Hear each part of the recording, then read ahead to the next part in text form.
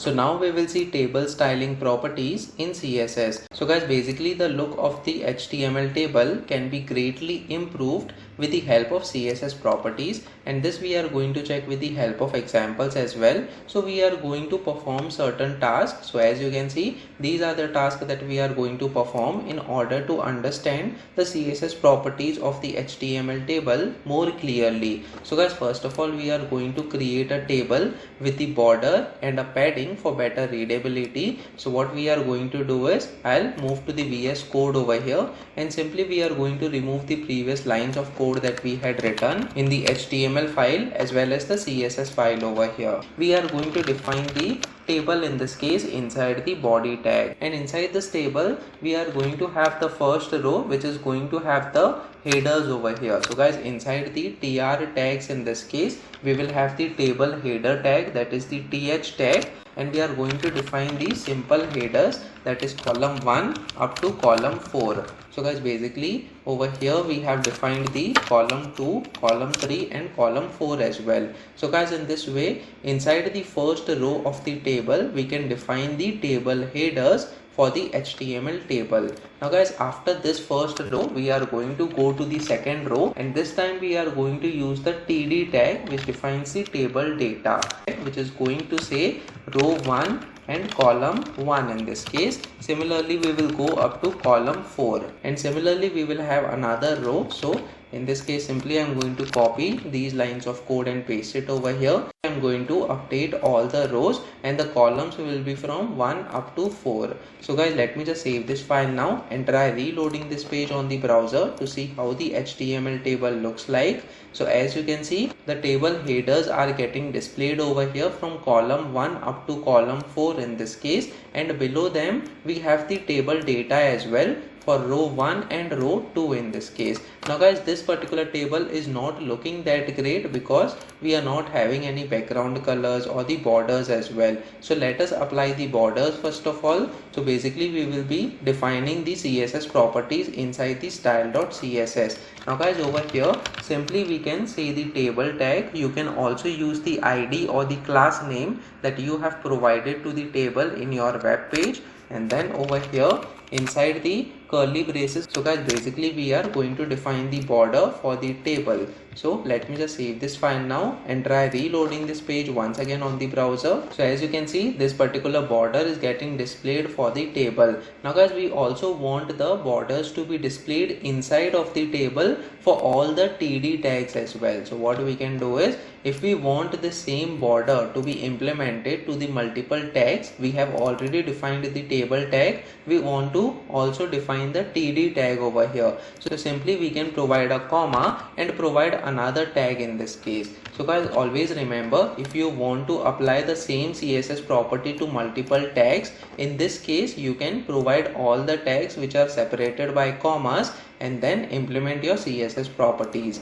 So once we provide the td tag over here after providing the comma character, simply we have to save this file now. Basically what this means is, the border will be applied to all the table data tags as well. So let us check how it will look like on the web page. So let me just reload this page once again on the browser. So as you can see, the borders are getting applied to all the td tags over here, but guys, it is not getting applied to the table headers. Why so? So let us check that as well. So inside the HTML file, as you can see, we have defined the table data, that is the td tags, in order to define all the data. But for the columns we had defined the th tag over here, for which we have not applied the border. So let us apply the border for the th tag as well. So inside the style.css file over here, simply we have to provide the comma once again and provide the th tag as well. Let me just save this file now and try reloading this page once again on the browser. So now as you can see, we have the border for the table headers as well. But guys, if you notice, we have the double borders over here, that is we also have the outside border in this case for the table, and individually we have different borders for all the table data and all the table headers. So how do we get rid of this and just apply one single border line for all the table data and the table headers? So let us check that. We have something called as border collapse. So can we apply this border collapse property for all these tags over here. So let's check that.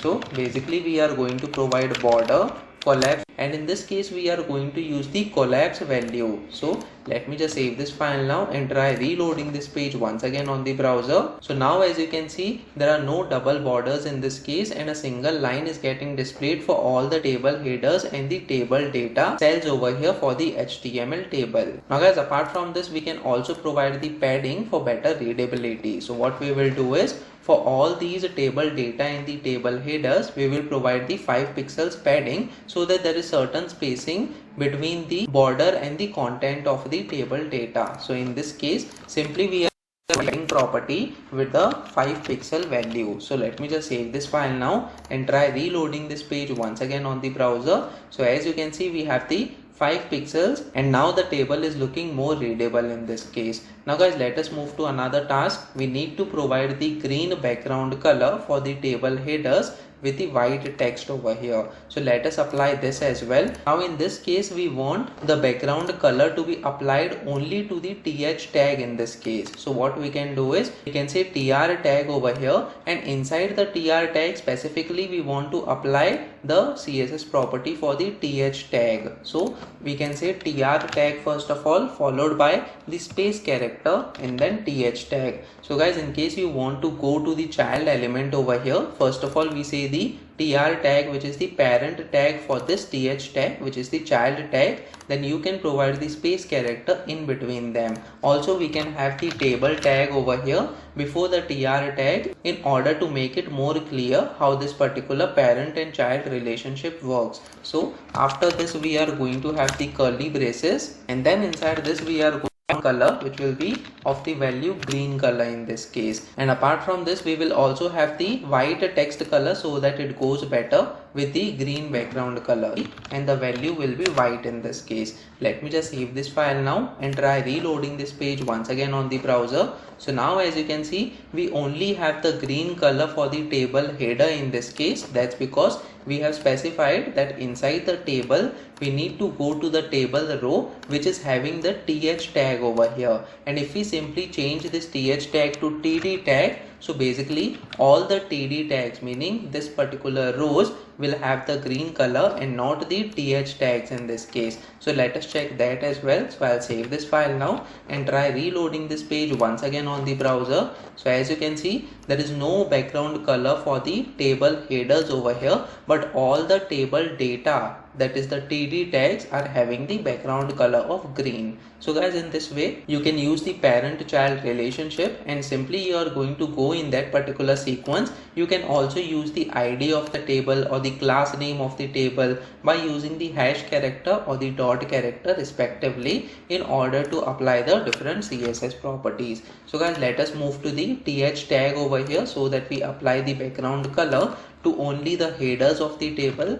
And let me just reload this page once again. So as you can see, we have the background color for the table headers currently. Now guys, apart from this, we also need to provide the background color to the alternate rows over here. So basically alternate rows meaning we want to apply certain background color to this particular row, and then we need to ignore the second row and go to the third row in order to apply the same background color. So guys, in this case, let us increase the number of rows now in the HTML file. So I'm going to simply copy these lines of code and paste it over here, so we get the third row as well.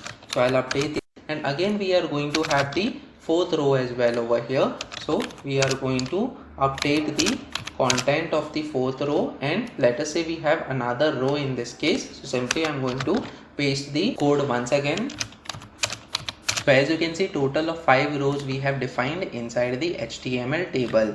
Let me just save this file now and try reloading this page once again on the browser. So as you can see, we have the rows from 1 up to the row 5, and all the 4 columns have different data inside them. Now guys, what do we want to do is, we want to apply certain background color to this particular row, and then we need to ignore this second row and apply the same background color to the third row as well, and then followed by the same background color to the fifth row. So alternate rows need to be provided with the background color. So inside the style.css property, what we can do is, simply we can say table first of all in order to define the parent tag, and inside this we are going to go to the tr tag over here. Now guys, we don't want to apply the background color at the td level but at the row level in this case. So basically we want to color this entire row which is at the second number right now. So guys, if you remember, first of all we have defined the first row for the header of the table. So this is the first row, and then apart from this is the second row, which means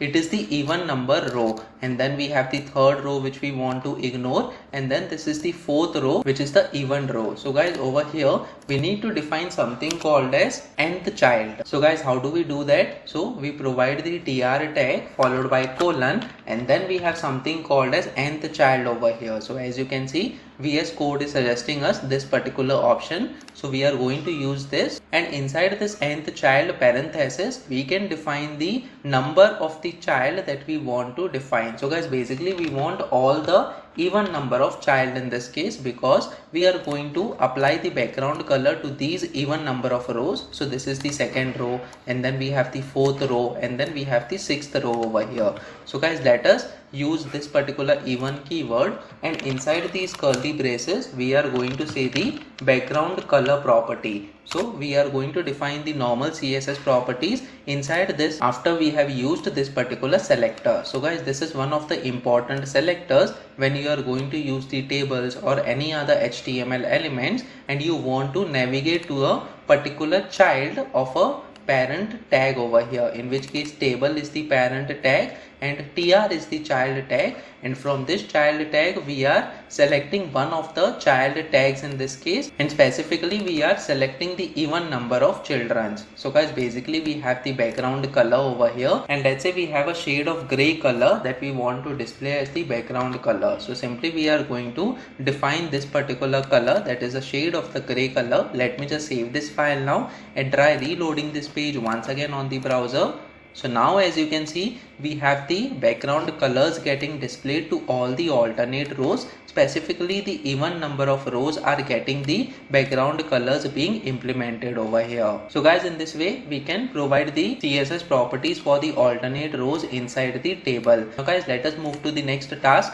We are going to update the hover color on the table rows as well. So what we can do is, we have already provided the background color to the even number of rows. Let us provide the hover color in such a way that when we get the cursor on the table row of the HTML table, then the color of the background must be updated. So what we can do is, simply in the style.css property, we will again define the table tag. You can also define the ID or the class of the table as well, and then after this we are going to have the tr tag in this case. Now guys, for the tr tag we want the hover state of the HTML element to be used in order to provide the background color. So simply we are going to have the colon, and then we are going to provide the hover property. So as you can see, this is the option that we can use. So basically when we are going to hover over the tr tag, then we need to have certain background color getting displayed. So guys, let us provide the background color over here.